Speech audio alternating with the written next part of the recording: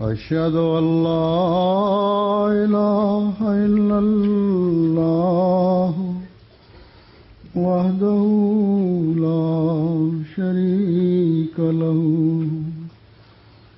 وأشهد أن محمدا عبده ورسوله أما بعد فأعوذ بالله من الشيطان الرجيم بسم الله الرحمن الرحيم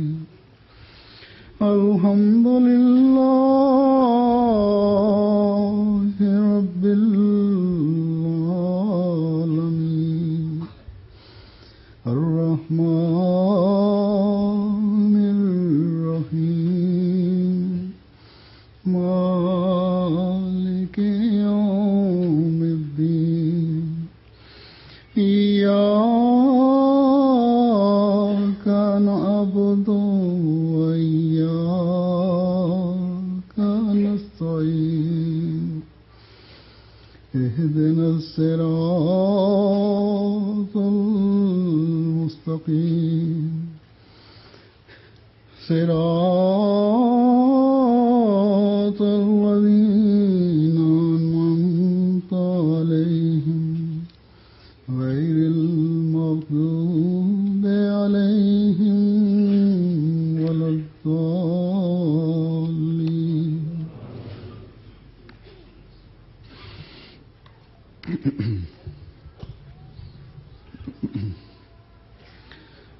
نوجوانی کی عمر ایسی عمر ہے جس میں اگر اللہ تعالیٰ کا فضل خاص فضل نہ ہو اور اس کا رحم شامل حال نہ ہو تو ایک نوجوان بہت سی برائیوں میں مبتلا ہو سکتا ہے. اللہ تعالیٰ سے دوری کے علاوہ بعض ایسی برائیاں پیدا ہو جاتی ہیں جو اس کی اپنی زندگی کو روک لگا دیتی ہیں. اس کے خاندان کو اس وجہ سے مشکلات میں مبتلا کر دیتی ہیں. پھر بعض برائیاں معاشرے میں فساد کا باعث بن رہی ہوتی ہیں. بس یہ عمر ایک ایسی عمر ہے جس میں ایک شخص اپنی زندگی کے سنوارنے اور بگاڑنے کے ساتھ ساتھ قوم کی زندگی کے سنوارنے اور بگاڑنے کا کردار بھی ادا کر رہا ہوتا ہے. اس وجہ سے حضرت مسلم موعود رضی اللہ تعالیٰ عنہ خلیفۃ المسیح ثانی نے فرمایا تھا کہ قوموں کی اصلاح نوجوانوں کی اصلاح کے بغیر نہیں ہو سکتی. بس یہ ایک ایسا فکرہ ہے، یہ ایک ایسا نعرہ ہے اور اس فکرے کا دل میں ہر وقت احساس پیدا ہوتے رہنا اور دماغ کو اس کی جگالی کرتے رہنا، دہراتے رہنا ایک ایسا کام ہے جو جماعت احمدیہ کے شاندار مستقبل کی ضمانت ہے. اس لیے ہمیشہ اس فکرے پر، اس نعرے پر غور کرتے رہیں. یہ کوئی معمولی نعرہ نہیں ہے. یہ نعرہ آپ کو اپنے جائزے لیتے رہنے کی طرف توجہ دلاتا رہے گا اور اس کا احساس کہ ہمارے ہر عمل پر جماعت کی ترقی کا انحصار ہے آپ کو ان باتوں کی طرف مائل کرتا رہے گا جن کا خدا تعالیٰ نے حکم دیا ہے اور ان برائیوں سے روکتا رہے گا جن سے رکنے کا اللہ تعالیٰ نے حکم فرمایا ہے. ہر نیکی جو آپ کریں گے وہ آپ کے لیے اس وجہ سے خوشی اور راحت کا باعث بن رہی ہوگی کہ ہم نے اللہ تعالیٰ کی خاطر اس زمانے کے امام سے نیکیوں میں آگے بڑھنے کا جو عہد کیا ہوا ہے اس کو پورا کرنے والے ہیں، اور اپنی جان، مال، وقت اور عزت کو قربان کرنے کی پرواہ کیے بغیر ہم ایک اعلیٰ مقصد کی طرف بڑھ رہے ہیں۔ ہر برائی جو آپ ترک کریں گے، چھوڑیں گے، وہ آپ کو اس بات کی خوشی پہنچا رہی ہوگی کہ اس زمانے میں جب ہر طرف برائیوں اور لغویات کی بھرمار ہے، جگہ جگہ پر برائیوں اور بےہودگیوں کے گندے اور کانٹوں سے پر جھاڑیوں والے راستے ہیں جن سے بچنا محال ہے، جو قدم قدم پر راستے میں روک بن رہے ہیں، لیکن ہم اللہ تعالیٰ کی رضا حاصل کرنے کے لیے ان برائیوں سے بچ رہے ہیں۔ لیکن یاد رکھیں کہ اللہ تعالیٰ نے فرمایا ہے کہ ان برائیوں سے بچنے کے لیے بھی تمہیں میری ضرورت ہے۔ میری مدد کے بغیر نہ تم نیکیوں کی توفیق پا سکتے ہو اور نہ برائیوں سے بچ سکتے ہو۔ اس لیے اللہ تعالیٰ نے استغفار کا حکم دیا ہے تاکہ نیکیوں کے کرنے کی توفیق بھی ملتی رہے اور برائیوں سے بچنے کی توفیق بھی ملتی رہے، کیونکہ انسان کے اندر جو بدی کا مادہ ہے، جس کو شیطان ہر وقت ابھارنے کی کوشش کرتا رہتا ہے، جس کے لیے اس نے ایک چیلنج کیا ہوا ہے کہ اے اللہ، سوائے تیرے چند خاص بندوں کے میں تمام انسانوں کو ایسے ایسے دل لبھا دینے والے نظارے دکھاؤں گا جن کو دیکھ کر تیرے پیدا کیے ہوئے اس آدم کی اولاد تجھے بھول کر میرے پیچھے چلے گی۔ بس اس زمانے میں تو خاص طور پر اس بات کی ضرورت ہے کہ اللہ تعالیٰ کے راستوں پر چلنے کے لیے اللہ تعالیٰ سے مدد مانگی جائے۔ اگر اللہ تعالیٰ کا ایک بندہ جس کو اللہ تعالیٰ بچپن سے ہی رویا صادقہ سے نوازتا رہا، بچپن سے ہی اس کی طبیعت میں نیکی رکھ دی، اللہ تعالیٰ نے اس کو نبی بنانے کا فیصلہ فرمایا، اس کو جب شیطانی حربوں نے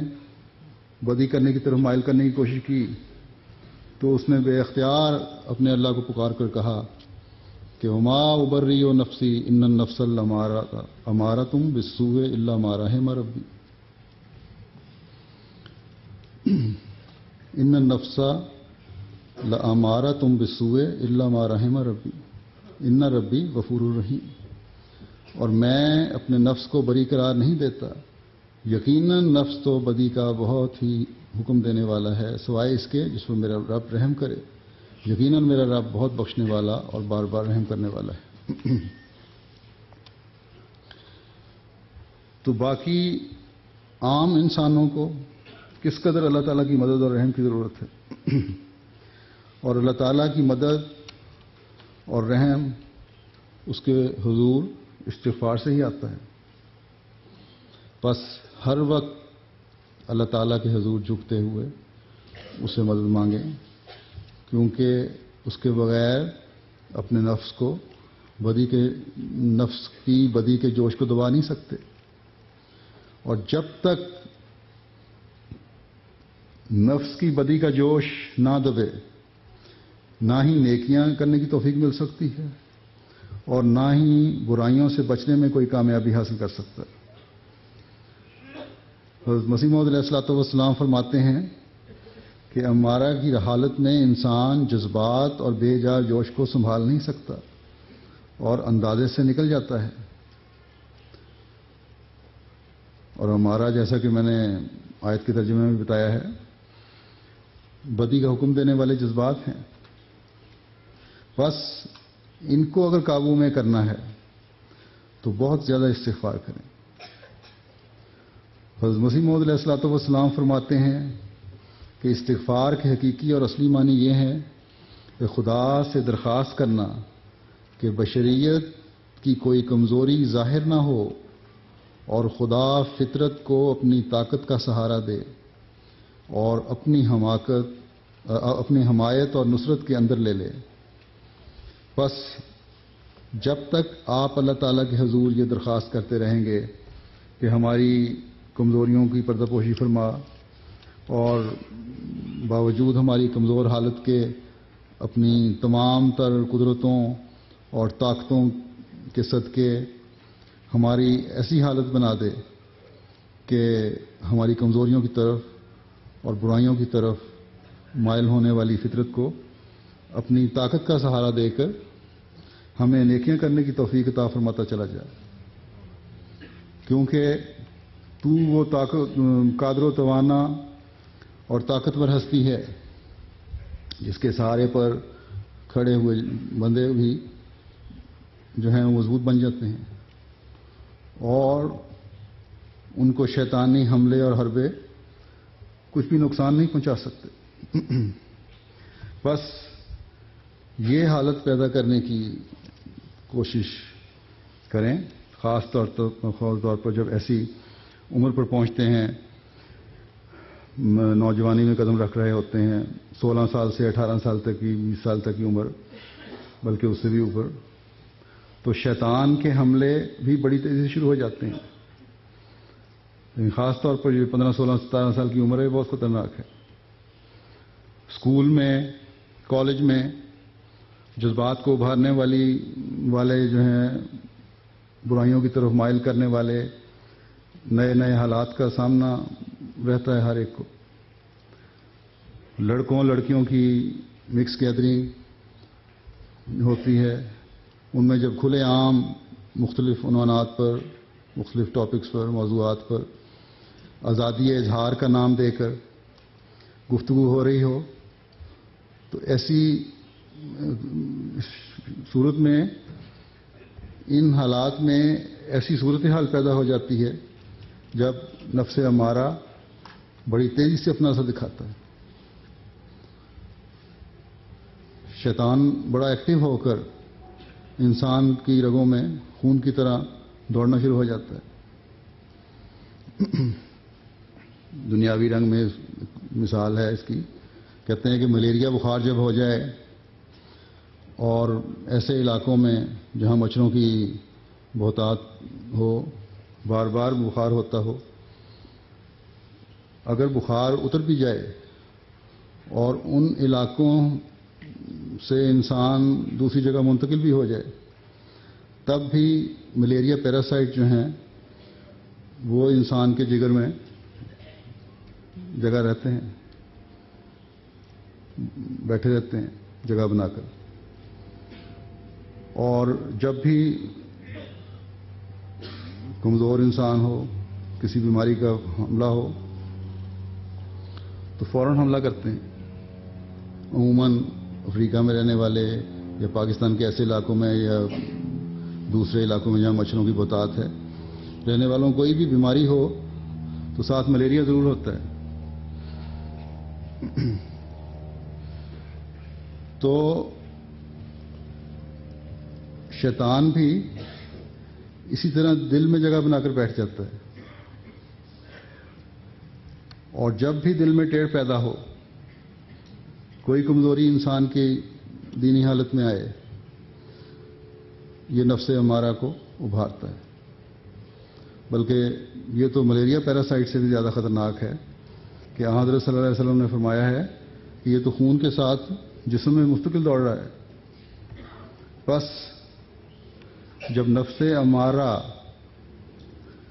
برائیوں کی طرف مائل کرنے کی کوشش کرے، شیطان کی گردش جو ہے وہ خون میں اور بھی زیادہ تیز ہو جاتی اور آنن فانن اپنی لپیٹ میں لے کر برائیاں کروا دیتی ہے۔ اور بعض دفعہ یہ ایسی ٹیمپٹیشن ہو جاتی ہے بعض لوگوں کو، اس طرح جذبات کو قابو میں کرتی ہے کہ انسان کی سوچنے سمجھنے کی صلاحیت بھی ختم ہو جاتی ہے، اور پھر اگر کوئی نیکی ہو تو بعض دفعہ برائی کرنے کے بعد خیال آتا ہے کہ اوہو یہ کیا ہو گیا، میں کس گند میں پھنس گیا۔ بس اس ٹیمپٹیشن سے بچنے کے لیے استغفار کی ضرورت ہے، شیطان کو دبائے رکھنے کے لیے، تاکہ وہ کسی کمزوری سے فائدہ اٹھا کر مزید کمزوریوں میں مبتلا کرنے کے لیے حملہ نہ کر دے۔ استغفار کی ضرورت ہے۔ بس یہ استغفار صرف گناہ سے معافی مانگنا نہیں ہے، بلکہ گناہ سے بچنے کا بھی بہت بڑا ذریعہ ہے۔ میں نے اسٹوڈنٹ کو مخاطب کر کے کہا ہے، لیکن یہی حال ان مغربی ملکوں میں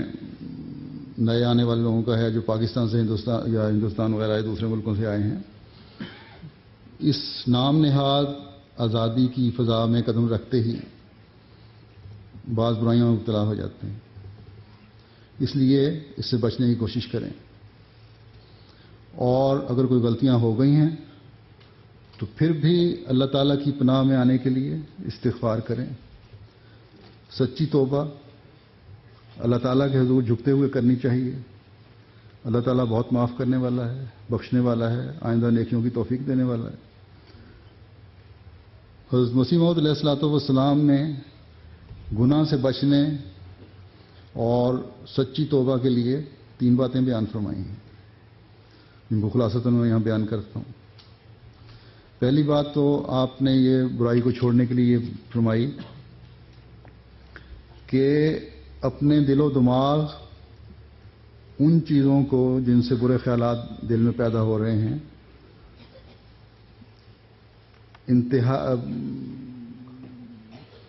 اپنے دل میں اور دماغ میں ان چیزوں کو جن سے یہ برے خیالات پیدا ہو رہے ہیں، انتہائی گندا، غلیظ اور بھیانک تصور ان کے بارے میں پیدا کریں اپنے دل اور دماغ میں۔ اگر حقیقی معنوں میں استغفار کرتے ہوئے یہ کراہت کا تصور پیدا کریں گے، اس نفرت کا تصور پیدا کریں گے، تو دل صفائی کی طرف مائل ہوگا۔ دوسرے یہ کہ دل میں شرمندگی اور ندامت کے جذبات پیدا کریں۔ یہ سوچیں کہ آج جوانی کی عمر میں میرے سے جو غلط کام ہو رہے ہیں، ان سے مجھے کیا فائدہ ہوگا۔ یہ سوچیں ہر ایک کہ یہ برائی جو میں کر رہا ہوں یہ میرے خاندان کو بدنام کرے گی، یہ برائی جماعت کے نام کو بدنام کرے گی۔ میں نے تو ایک عہد کیا ہوا ہے، اس سے مجھے دور لے جانے والی ہوگی اس عہد سے۔ تو یہ احساس شرمندگی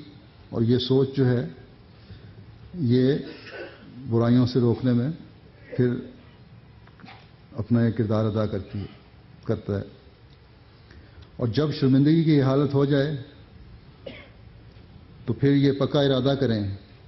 کہ اب پھر ان برائیوں کے قریب بھی نہیں جانا، اور جب دعا کر کے اپنی حالت حقیقت میں ایسی بنا لیں گے، اور ہر شخص اپنی حالت ایسی بنانے کی کوشش کرے گا،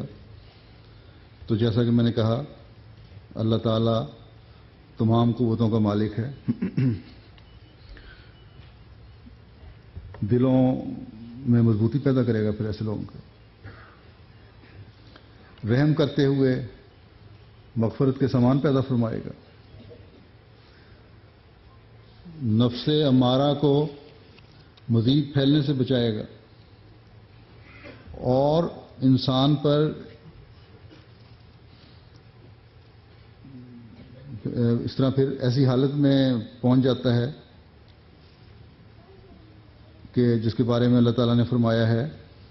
کہ قد افلح من زکاہا، یعنی یقیناً وہ کامیاب ہو گیا جب اس طرح بچنے کی کوشش کرے گا جس نے تقویٰ کو پروان چڑھایا۔ بس ہر ایک کو کوشش کرنی چاہیے کہ وہ نیکی حاصل کرنے والے بنیں جس سے فلاح پانے والے ہو جائیں، وہ نفس مطمئنہ حاصل کرنے والے ہو جائیں جس سے ہمیشہ نیکیوں میں آگے بڑھتے چلے جانے والے بنتے چلے جائیں، اور یہی نیکیاں ہیں جو پھر آپ میں اور دوسروں میں تمیز کریں گی۔ یہ اللہ تعالیٰ سے تعلق اور برائیوں سے بچنا ہی ہے جو آپ کے اپنے اندر بھی اصلاح کا باعث ہوگا اور دوسروں کو بھی آپ کی طرف کھینچنے کا ذریعہ بنے گا۔ آپ کے اعلیٰ اخلاق اور برائیوں سے بچنا آپ کے لیے تبلیغ کے میدان کھولے گا۔ یہ اجتماعات اور جلسے انہی تبدیلیوں کو دل میں پیدا کرنے کا احساس دلانے کے لیے منعقد کیے جاتے ہیں۔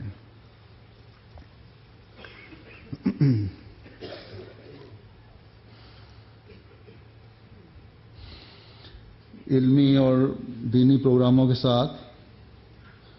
کھیلوں کے اور دوسرے تفریحی پروگرام جسم کو اور دماغ کو صحت مند بنانے کے لیے بنائے جاتے ہیں۔ بس ان مقابلوں سے جو تفریحی مقابلے ہوتے ہیں یہ نہ سمجھ لیں کہ ہمارا کام صرف کھیلنا اور انعام جیتنا ہے،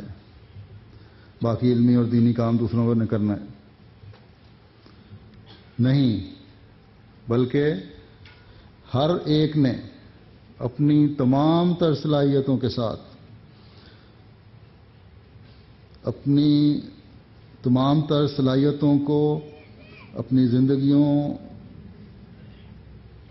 کو خدا تعالیٰ کی رضا کو حاصل کرنے کی کوشش کرتے ہوئے گزارنا ہے۔ اگر یہ سوچ پیدا ہو رہی ہے کہ ہمارا کام صرف کھیلنا ہے اور دوسروں کا کام ہے جو دوسرے کام کریں دین کے، تو پھر ان کھیلوں کا بھی کوئی فائدہ نہیں۔ حضرت مسیح موعود علیہ الصلوۃ والسلام فرماتے ہیں کہ ہماری جماعت میں شہزور اور پہلوانوں کو طاقت رکھنے والے مطلوب نہیں، بلکہ ایسی قوت رکھنے والے مطلوب ہیں جو تبدیل اخلاق کے لیے کوشش کرنے والے ہوں۔ فرمایا کہ یہ امر واقعی ہے کہ وہ شہزور اور طاقت والا نہیں جو پہاڑ کو جگہ سے ہٹا سکے، نہیں، اصل بہادر وہی ہے جو تبدیل اخلاق پر مقدرت پاوے۔ بس یاد رکھو کہ ساری ہمت اور قوت تبدیل اخلاق میں صرف کرو، کیونکہ یہی حقیقی قوت اور دلیری ہے، یہی بہادری ہے کہ اخلاق آدمی تبدیل کرے اپنے۔ بس جب تمام قسم کی نیکیوں کو کرنے کی طرف توجہ پیدا ہوگی تو اعلیٰ اخلاق میں قدم آگے بڑھے گا، اور پھر آپ دوسروں کے لیے نمونہ بن کر اس تعلیم کو دوسروں تک پہنچا سکتے ہیں جس کے پہنچانے کا اللہ اور اس کے رسول صلی اللہ علیہ وسلم نے ہمیں حکم دیا ہے۔ اور یہ معیار حاصل کرنے کے لیے جیسا کہ میں نے پہلے بتایا ہے کہ اللہ تعالیٰ کے آگے جھکتے ہوئے، اس سے مغفرت طلب کرتے ہوئے اس سے ایک زندہ تعلق پیدا کر لیں گے، نفس امارہ کو بہت پیچھے چھوڑ جائیں گے، اور آپ کا کوئی فعل ایسا نہ ہوگا جو اللہ تعالیٰ کی رضا کے خلاف ہو، تو ایسی حالت میں پھر آپ کی تبلیغی کوششیں بھی بہت بڑھ کر پھل لانے والی ہوں گی۔ بس اس طرف بہت توجہ دیں۔ جماعت کی آئندہ ذمہ داریاں آپ پر پڑنے والی ہیں، اس چیز کا احساس ہونا چاہیے۔ ہر شخص اپنی جگہ ایک اہمیت رکھتا ہے، ہر نوجوان اپنی جگہ ایک اہمیت رکھتا ہے، ہر احمدی بچہ اپنی جگہ ایک اہمیت رکھتا ہے۔ اس کا احساس دل میں پیدا کریں۔ اور واقفین نو بچوں سے میں خاص طور پر کہتا ہوں کہ اس ماحول میں آپ نے اپنے آپ کو یوں پاک صاف نکالنا ہے جس طرح ایک چھوٹا بچہ جس کو دنیا میں کچھ بھی پتہ نہیں ہوتا پاک صاف ہوتا ہے. ایک بچہ جو نیا نیا پیدا ہوتا ہے بالکل دنیا سے کچھ نہیں جانتا، اس طرح دنیا میں ہوتے ہوئے دنیا کو جانتے ہوئے بھی ان برائیوں سے اس طرح پاک صاف رکھنا ہے اپنے آپ کو. ہم میں یہ ان بچوں کو یہ احساس ہونا چاہیے. 13-14 سال کی جو عمر ہے بڑی سوچنے سمجھنے کی عمر ہو جاتی ہے.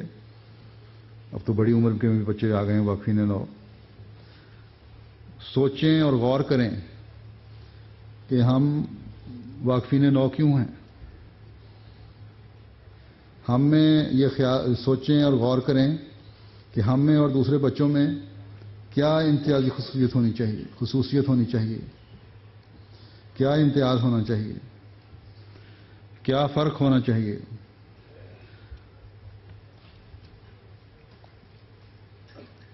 یہ سوچیں کہ ہمارے ماں باپ نے اور اب اس عمر کو پہنچ کر ہم نے اپنے آپ کو دین کے لیے وقف کیا ہے، تو ہمارا اپنے پیدا کرنے والے خدا سے کس قسم کا تعلق ہونا چاہیے. اسلام اور احمدیت کا پیغام دنیا میں پھیلانے کے لیے ہمیں اپنی طبیعتوں میں اپنی زندگیوں میں کس قسم کا انقلاب لانا چاہیے. ہماری نمازیں کیسی ہونی چاہیے، ہماری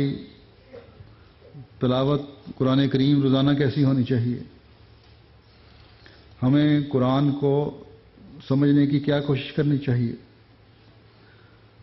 قطع نظر اس کے کہ آپ نے کیا بننا ہے یا کیا بننا چاہتے ہیں، اگر مبلغ سلسلہ نہیں بھی بن رہے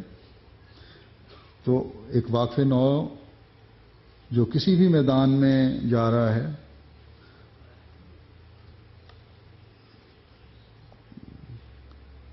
ہر کچھ وقفے کے بعد کچھ عرصے کے بعد اپنا جائزہ لیتا رہے کہ میں نے گزشتہ 3 مہینے میں یا گزشتہ 6 مہینے میں کیا ترقی کی ہے. جس طرح ایک واقف نوجوان کو ہونا چاہیے اس طرح میرے قدم بڑھ رہے ہیں کہ نہیں. ہر احمدی نوجوان یہ غور کرے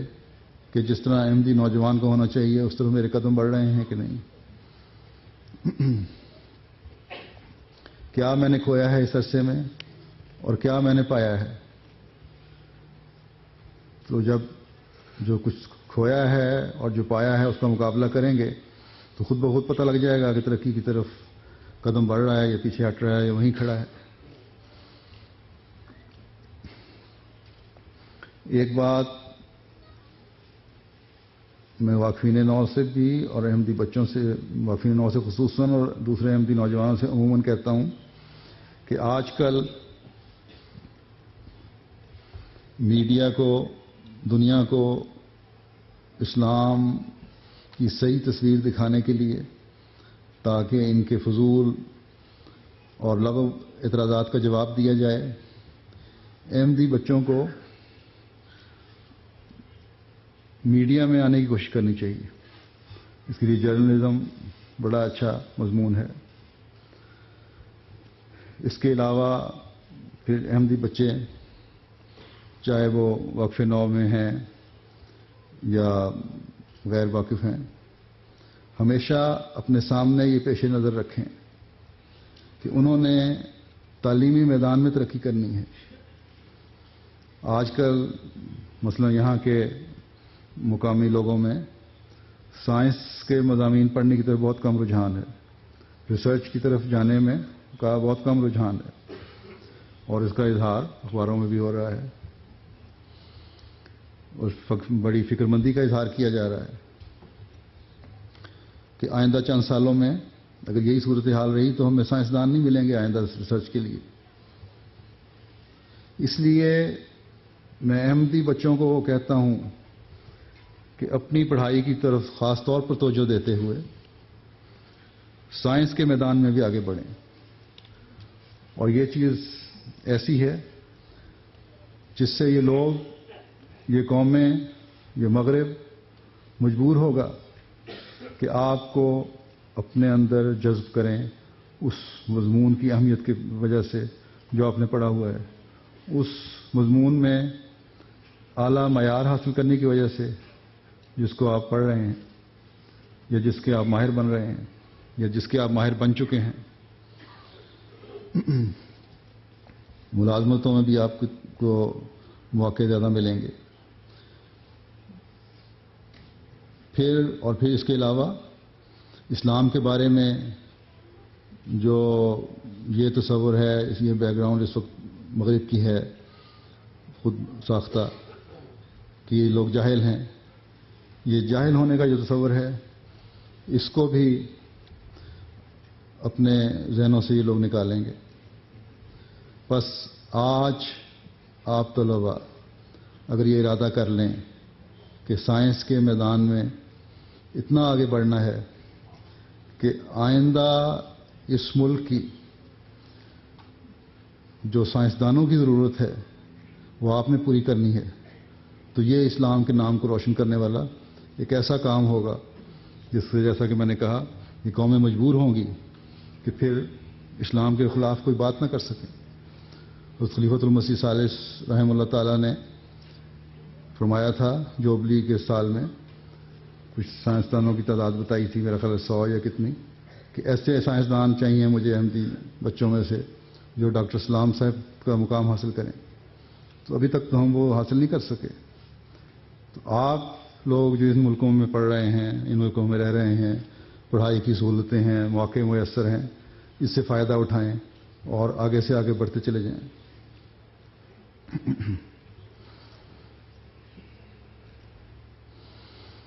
دوسری بات جو میں کہنا چاہتا ہوں، یا اگلی بات،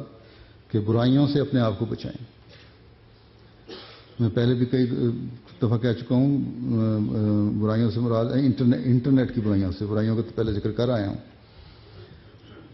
یہ بھی ایک بہت بڑی برائی ہے اور اس بارے میں پہلے بھی میں کئی دفعہ کہہ چکا ہوں کہ یہ ایک ایسی برائی ہے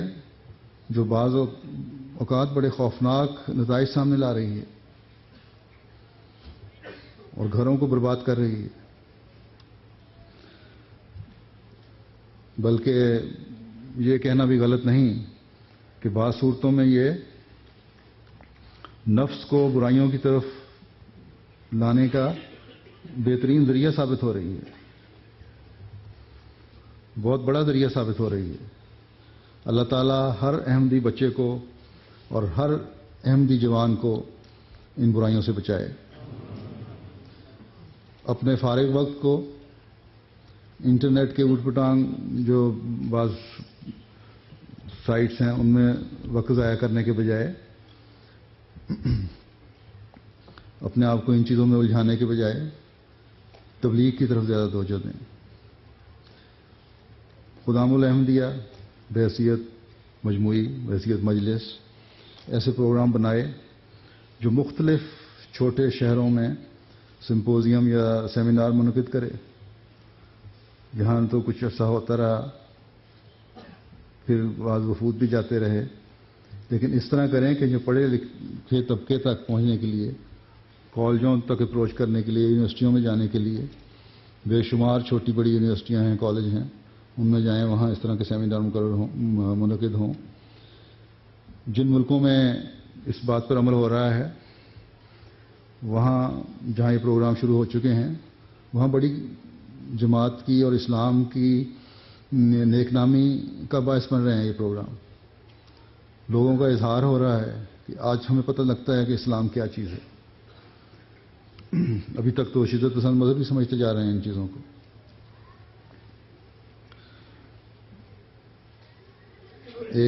مقامی لوگوں کی اس سے چھوٹی جگہوں پہ جانے سے مقامی لوگوں کی توجہ پیدا ہوگی، پڑھے لکھے لوگ جو ہیں اس جگہ کے، ان میں اسلام کی صحیح تعلیم پہنچے گی، اور اس طرح حضرت صلی اللہ علیہ وسلم اور اسلام کے بارے میں غلط نظریات کے رد کو سننے کا ان لوگوں کو موقع ملے گا۔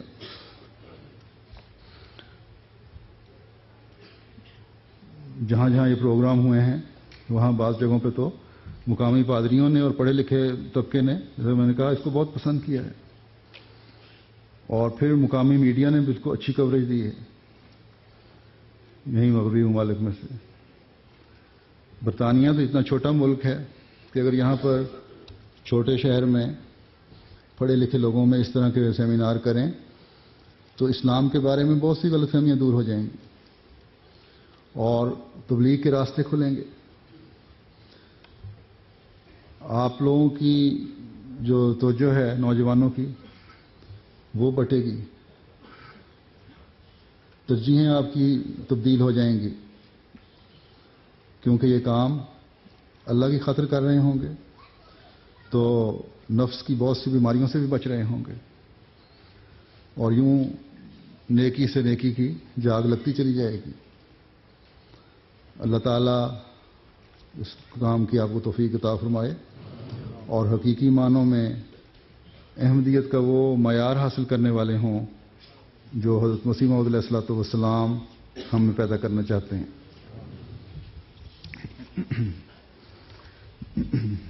آخر پہ میں یہ ایک اعلان کرنا چاہتا ہوں، کل صدر مجلس خدام الاحمدیہ یو کے کا انتخاب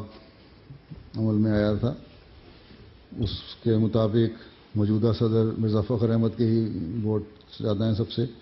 اس لیے آئندہ 2 سال کے لیے میں انہیں کو صدر خدام الاحمدیہ مقرر کر رہا ہوں۔ اللہ تعالیٰ ان کو بھی توفیق دے کام کرنے کی آسن رنگ میں، پہلے سے بڑھ کر کام کرنے کی،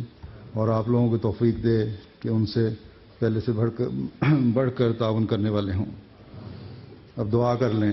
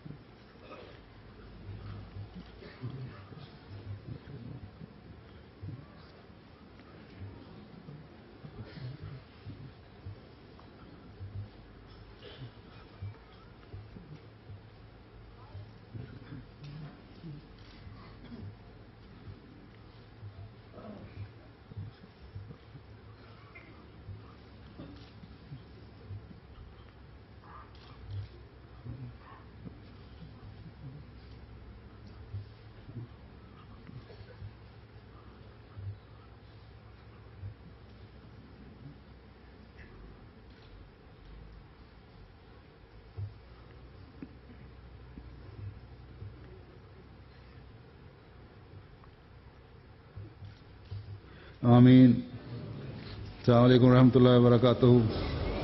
اللہ کی حفاظت میں، امان میں۔ السلام علیکم۔